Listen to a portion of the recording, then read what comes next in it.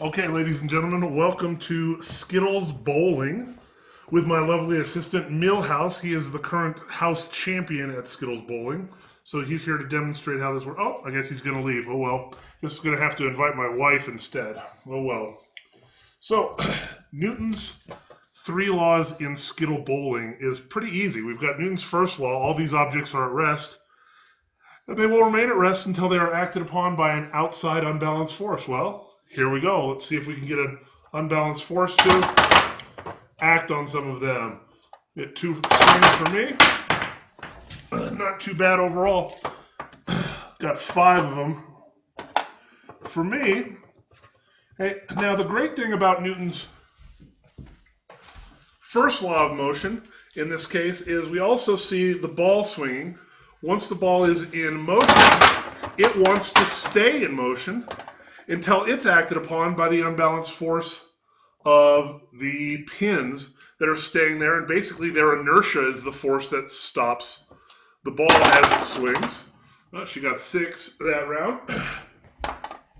But there's some really, really cool things also happening in this one as well. We've got Newton's second law. It takes a force to accelerate a mass. My muscular force is going to accelerate the mass of the ball, and then the force of the ball is going to accelerate all of the pins. There's Newton's second law in action pretty nicely. But we've also got this really neat cable right here, and if you can see, it goes all the way up a little bit.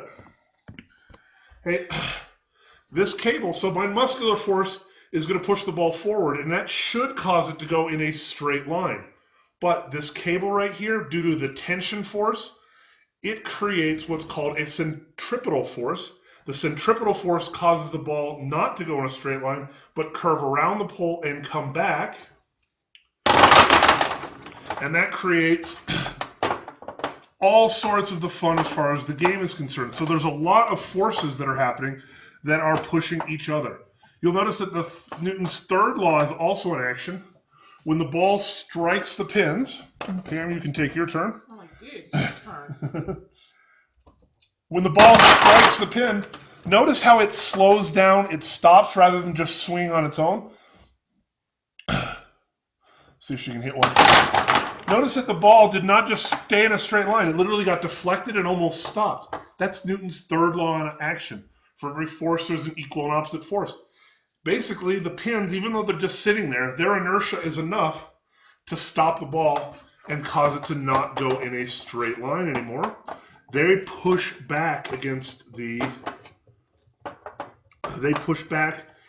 ball. So we've got Newton's first law. Newton's first law is this is moving. Newton's second law, which is what causes the acceleration both when I throw it as well as when it hits. And Newton's third law, deflecting all of the pins as it comes around. Wow, I really stink, apparently. Let's try that second round.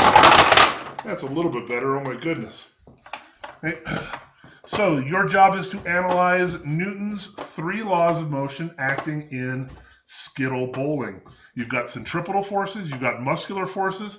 You've got the inertia of the ball. You've got the inertia of the pins. Lots of different forces in action. This is probably the only game in the collection that doesn't involve much gravitational force unless it swings really far. But the nice thing about the last throw by my wife there is it showed Newton's first law. An object in motion stays in motion. If it didn't hit the pin, it just kept swinging right around the whole pole the whole time. And the centripetal force of the wire, which is a type of tension force in this case, caused it to just swing right around. It just goes in circles. So, Newton's laws in action in Skittle Bowling. Millhouse, you want to play? Here, you can play, Millhouse. Millhouse wants to play? Millhouse.